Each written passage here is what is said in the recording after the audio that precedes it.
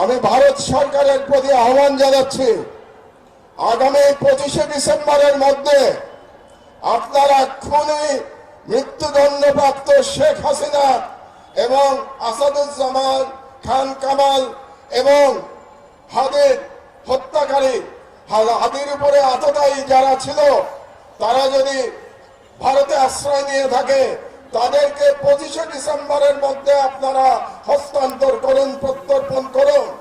না হলে আমি হাদির রক্তের কসম দিয়ে বলছি, বাংলাদেশের প্রতিটি ভারতীয় প্রতিষ্ঠানের বিরুদ্ধে আমরা প্রতিরোধ সংগ্রাম শুরু করব।